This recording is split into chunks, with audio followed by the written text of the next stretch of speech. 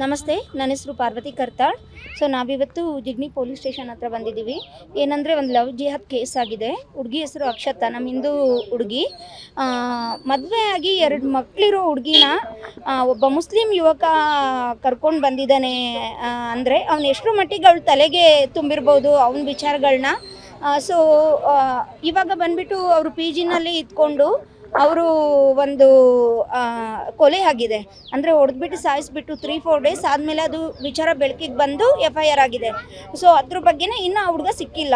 ಅದ್ರ ಬಗ್ಗೆನೇ ಇವತ್ತು ನಮ್ಮ ಸಂಘಟನೆಯವರೆಲ್ಲ ಬಂದು ಇಲ್ಲಿ ಸ್ಟೇಷನ್ ಹತ್ರ ನಿಂತಿದ್ದಾರೆ ಅದಕ್ಕೋಸ್ಕರ. ಸೊ ಯಾಕೆ ಇದು ಈ ಥರ ಆಗ್ತಾ ಇದೆ ಅಂದರೆ, ನಾವು ನಮ್ಮ ಹೆಣ್ಮಕ್ಳಿಗೆ ಎಜುಕೇಷನ್ ಕೊಡೋದ್ರಲ್ಲಿ, ನಮ್ಮ ಧರ್ಮದ ಶಿಕ್ಷಣ ಕೊಡೋದ್ರಲ್ಲಿ ನಮ್ಮ ಅಪ್ಪ ಅಮ್ಮ ಎಡುತ್ತಾ ಇದ್ದಾರೆ ಅಂತ ನಂಗೆ ತುಂಬ ಅನಿಸುತ್ತೆ. ಯಾಕೆಂದರೆ ನೋಡಿ, ಇವಾಗ ಕೋಲಿವಿನ್ ಅಂತ ಎಲ್ಲ ಸಿಟಿಗಳಲ್ಲೂ ಇದೆ. ಅಂದರೆ ಮದುವೆ ಆಗದಿಲ್ದಿದ್ದು ಹುಡುಗ ಹುಡುಗಿ ಒಂದೇ ಕಡೆ ಲಿವಿನ್ ಇರ್ಬೋದಂತ. ಸೊ ಅದೆಲ್ಲ ಜಾಸ್ತಿ ಆಗಿರೋದ್ರಿಂದಾನೇ ಈ ಲವ್ ಜಿಹಾದು ಜಾಸ್ತಿ ಆಗ್ತಾ ಇದೆ. ಇಲ್ಲ, ಇವ್ರು ಕೋಲಿವಿನಲ್ಲಿ ಪಿ ಜಿಲಿ ಇಲ್ಲ, ಬಟ್ ಅದರಿಂದಲೂ ತುಂಬ ನಡೀತಾ ಇದೆ ಅಂತ ಎಕ್ಸಾಂಪಲ್ ನಾನು ಹೇಳ್ತಾ ಇದ್ದೀನಿ. ಅವ್ರು ಬಂದುಬಿಟ್ಟು ಇದ್ದಿದ್ದು ಅಪಾರ್ಟ್ಮೆಂಟಲ್ಲಿ ಬಾಡಿಗೆ ಮನೆಯಲ್ಲಿದ್ದರು. ಪ್ರಕರಣ ದಾಖಲಾಗಿದೆ ಸರ್. ಪ್ರಕರಣ ದಾಖಲಾಗಿ FIR ಆಗಿದೆ ಸರ್. ಅವನು ಹುಡುಗ ಎಸ್ಕೇಪ್ ಆಗಿದ್ದಾನೆ ಸರ್. ಬಂದುಬಿಟ್ಟು 3-4 ಡೇಸ್ ಟೈಮ್ ಬೇಕು ನಾವು. ಅವನು ಇಳ್ಕಲ್ಲು, ಹುಡುಗಿನೂ ಇಳ್ಕಲ್ಲು, ಹುಡುಗನೂ ಇಳ್ಕಲ್ಲು, ಇಬ್ಬರು ಇಳ್ಕಲ್ಲೆ. ಮಕ್ಕಳಿದ್ದಾರೆ, 2 ಮಕ್ಕಳಿದ್ದಾರೆ. ಅದೇ ಹುಡುಗಿ ಬಂದ್ಬಿಟ್ಟು ಮೊದಲು ಮದುವೆ ಆಗಿದೆ. ಆ ಹುಡುಗಿಗೆ ಹಸ್ಬೆಂಡ್ ಇದ್ದಾರೆ, ಅವರು 2 ಮಕ್ಕಳು ಇದ್ದಾರೆ. ಅವರನ್ನು ಬಿಟ್ಬಿಟ್ಟು ಈ ಹುಡುಗನ ಜೊತೆ ಬಂದಿದ್ದಾರೆ, ಮುಸ್ಲಿಂ ಯುವಕನ ಜೊತೆ ಬಂದಿದ್ದಾಳೆ. ಸೊ ಬಂದ್ಬಿಟ್ಟು ಲಿವಿನಲ್ಲಿದ್ದು ಸೊ ಈ ಥರ ಪ್ರಾಬ್ಲಮ್ ಆಗಿದೆ. ನಮಸ್ತೆ, ನನ್ನ ಹೆಸರು ಪಾರ್ವತಿ ಕರ್ತಾಳ್. ಸೊ ನಾವಿವತ್ತು ಜಿಗ್ನಿ ಪೊಲೀಸ್ ಸ್ಟೇಷನ್ ಹತ್ರ ಬಂದಿದ್ದೀವಿ. ಏನಂದರೆ ಒಂದು ಲವ್ ಜಿಹಾದ್ ಕೇಸ್ ಆಗಿದೆ. ಹುಡುಗಿ ಹೆಸರು ಅಕ್ಷತಾ, ನಮ್ಮ ಹಿಂದೂ ಹುಡುಗಿ.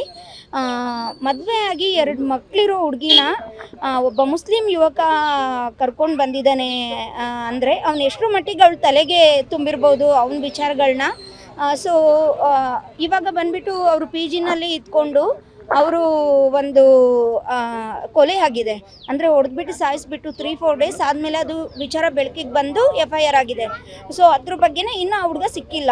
ಅದ್ರ ಬಗ್ಗೆನೇ ಇವತ್ತು ನಮ್ಮ ಸಂಘಟನೆಯವರೆಲ್ಲ ಬಂದು ಇಲ್ಲಿ ಸ್ಟೇಷನ್ ಹತ್ರ ನಿಂತಿದ್ದಾರೆ ಅದಕ್ಕೋಸ್ಕರ. ಸೊ ಯಾಕೆ ಇದು ಈ ಥರ ಆಗ್ತಾ ಇದೆ ಅಂದರೆ, ನಾವು ನಮ್ಮ ಹೆಣ್ಮಕ್ಳಿಗೆ ಎಜುಕೇಷನ್ ಕೊಡೋದ್ರಲ್ಲಿ, ನಮ್ಮ ಧರ್ಮದ ಶಿಕ್ಷಣ ಕೊಡೋದ್ರಲ್ಲಿ ನಮ್ಮ ಅಪ್ಪ ಅಮ್ಮ ಎಡುತ್ತಾ ಇದ್ದಾರೆ ಅಂತ ನಂಗೆ ತುಂಬ ಅನಿಸುತ್ತೆ. ಯಾಕೆಂದರೆ ನೋಡಿ, ಇವಾಗ ಕೋಲಿವಿನ್ ಅಂತ ಎಲ್ಲ ಸಿಟಿಗಳಲ್ಲೂ ಇದೆ. ಅಂದರೆ ಮದುವೆ ಆಗದಿಲ್ದಿದ್ದು ಹುಡುಗ ಹುಡುಗಿ ಒಂದೇ ಕಡೆ ಲಿವಿನ್ ಇರ್ಬೋದಂತ. ಸೊ ಅದೆಲ್ಲ ಜಾಸ್ತಿ ಆಗಿರೋದ್ರಿಂದಾನೇ ಈ ಲವ್ ಜಿಹಾದು ಜಾಸ್ತಿ ಆಗ್ತಾ ಇದೆ.